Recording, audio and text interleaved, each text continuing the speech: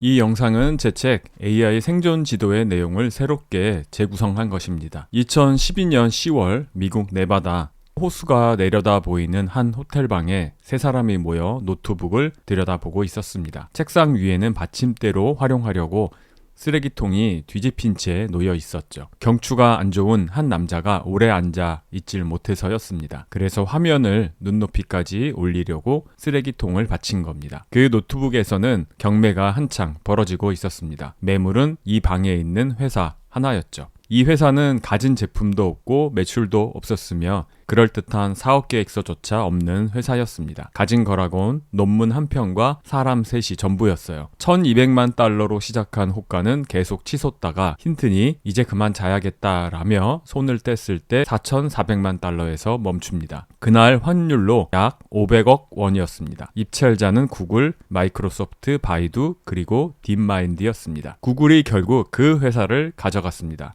멀쩡한 회사들을 다 놔두고 왜 아무것도 없는 회사에 500억을 태웠을까요? 제품도 아니고 매출도 아니었어요. 사람 때문이었습니다. 그 방에는 제프리 힌튼이 앉아 있었거든요. 딥러닝의 아버지라 불리는 사람이죠. 그런데 오늘 주인공은 힌튼 한 명이 아니라 두 명이에요. 같은 얼굴 다른 시간으로 가보죠. 한 명은 2012년의 힌튼이고 또 다른 한 명은 2023년의 힌튼입니다. 11년의 거리를 두고 이 두 사람이 똑같은 질문 앞에서 정반대로 싸웁니다. 오늘은 그 둘을 한 무대에 세워보죠. 질문은 이겁니다. 여러분은 고양이를 어떻게 알아보세요? 쉽죠. 그런데 말로 설명해 보라고 하면 갑자기 입이 막힙니다. 귀가 뾰족 접힌 고양이도 있어요. 수염이 길다 잘린 애도 있고요. 자전거 타는 법을 글로 적어서 누구한테 가르쳐 본 적이 있으십니까? 잘 안 되죠.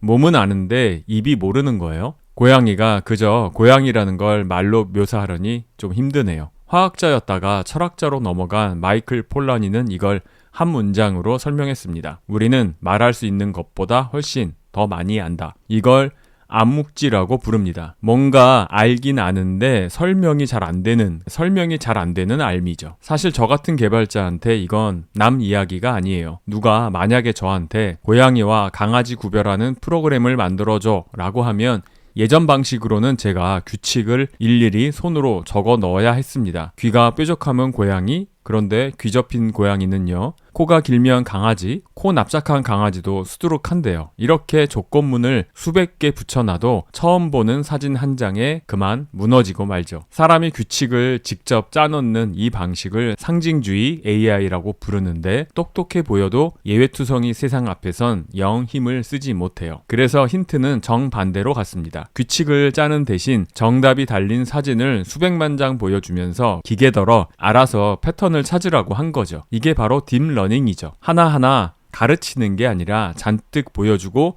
스스로 감을 잡게 하는 방식이에요. 신기한 건 그렇게 기계가 찾아낸 고양이다움이 정확히 뭔지는 만든 사람조차 설명할 수 없었다는 겁니다. 2012년의 힌트는 이렇게 말하죠. 설명하려 들지 마. 인간도 자기가 어떻게 아는지 설명 잘 못하잖아. 그냥 사진 수백만 장을 부어 넣어. 이것도 고양이, 이것도 고양이. 나머진 기계가 알아서 찾게 내버려둬. 힌튼과 제자들은 이 무모한 방법에 알렉스넷이라는 이름을 붙였습니다. 그리고는 사진 수백만 장을 알렉스넷에 쏟아 부었어요. 그 사진들은 어디서 났을까요? 페이페이리가 이미지넷이라고 불리는 거대한 사진 창고를 미리 만들어 놨거든요.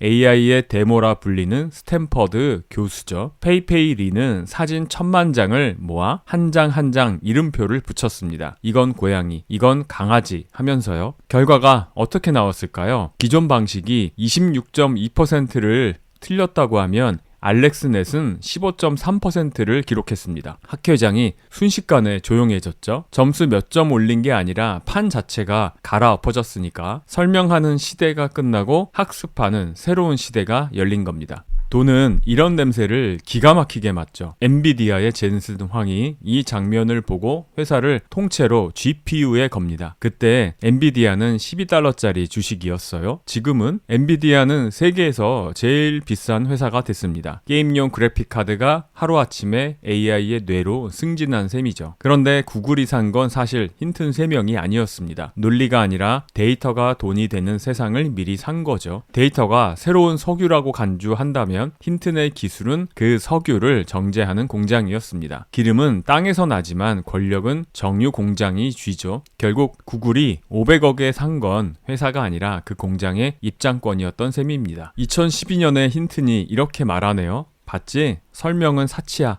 작동하면 그냥 그게 정답이지. 여기까지가 2012년의 승리입니다. 학습파의 완승이죠. 그런데 13년이 지나서 그 역설이 한 바퀴 빙 돌아 이번엔 우리한테 돌아옵니다. 2025년 안드레이 카파시라는 개발자가 단어 하나를 만들었죠. 바로 바이브 코딩입니다. 코드를 한 줄도 쓰지 않고 AI에게 이런 거 만들어줘 라고 던지라는 겁니다. 그가 남긴 말이 결정적이죠. 코드가 존재한다는 사실을 잊어라. 그리고 한마디 덧붙입니다. 어쨌든 돌아가잖아. 자, 보세요. 2012년엔 기계가 고양이를 어떻게 하는지 나도 몰라 했습니다. 2025년엔 사람이 내가 만든 앱인데 왜 돌아가는지 나도 몰라 라고 합니다. 폴라니의 역설이 인간에게 부메랑으로 돌아온 거예요. 이제 우리는 코드를 쓰는 게 아니라 AI가 쓴 코드를 믿어주는 역할을 맡습니다. 물론 읽지 않고요. 참, 그 방에 있던 힌튼의 제자 일리아 수츠케버 혹시 아시나요? 그 사람도 얼마 전에 회사를 차렸는데 제품 없고 매출도 없고 그런데 320억 달러 가치가 매겨졌어요. 어디서 많이 본 듯한 그런 장면이죠. 2012년에 쓰레기통 위에서 벌어진 그 경매가 12년 만에 토시 하나 안 틀리고 다시 상영 중인 거죠. 이쯤에서 두 번째 힌튼이 무대로 올라옵니다. 2023년의 힌튼. 그는 구글을 그만뒀어요. AI가 위험하다는 말을 마음 놓고 하려고요. 다음해엔 노벨 물리학상까지 받습니다. 시상식에서 기자가 후회하냐고 묻자 이렇게 답하죠. 2023년의 힌트는 같은 상황이 와도 난 또 그럴 걸세. 그런데 말이야, 좀 후회는 되는군. 2012년의 힌트는 이렇게 말합니다. 뭘 후회해? 우리가 새로운 시대를 열었잖아. 2023년의 힌트는 또 이렇게 말합니다. 그게 문제야. 문은 열었는데 그 안에 뭔지 13년이 지나도록 아무도 풀지 못했어. 그 안이 바로 블랙박스입니다. 생각해보면 조금 답답하죠? 의사 AI가 환자를 보고 이 사람 암입니다 라고 합니다. 왜냐고 물으면 뭐라고 답할까요? 데이터가 그렇게 말합니다. 그게 끝이에요. 그 안에 우리가 따라 걸어 들어갈 이유 같은 건 없을지도 모릅니다. 알렉스 넷이 고양이를 처음 알아본 그 순간에도 사실 그 속에서 무슨 일이 벌어지는지 아무도 몰랐어요. 그냥 잘 맞히니까 넘어간 거죠. 13년 뒤에 그 알렉스 넷의 코드는 박물관에 유물로 들어갔습니다. 그런데 정작 그 속을 들여다보는 일은 아직도 끝나지 않았어요. 2025년 엔트로픽이라는 회사가 드디어 모델 속을 현미경으로 열어봤습니다. 뭘 봤을까요? 모델이 거짓말을 하고 있었어요. 답은 미리 정해놓고 그럴듯한 이유는 나중에 지어붙이고 있었던 겁니다. 우리가 시키지도 않았는데 말이죠. 그게 어쩐지 좀 낯설지가 않습니다. 우리는 설명을 포기한 대가로 엄청난 능력을 손에 넣었습니다. 그리고 같은 값을 치르고 우리가 만든 것을 우리가 이해하지 못하는 처지가 되어가고 있죠. 그래서 질문 하나를 드리고 싶습니다. 이해할 수 없는 걸 그냥 받아들이고 믿어도 될까요? 라고 심각하게 물으려다 보니 가만.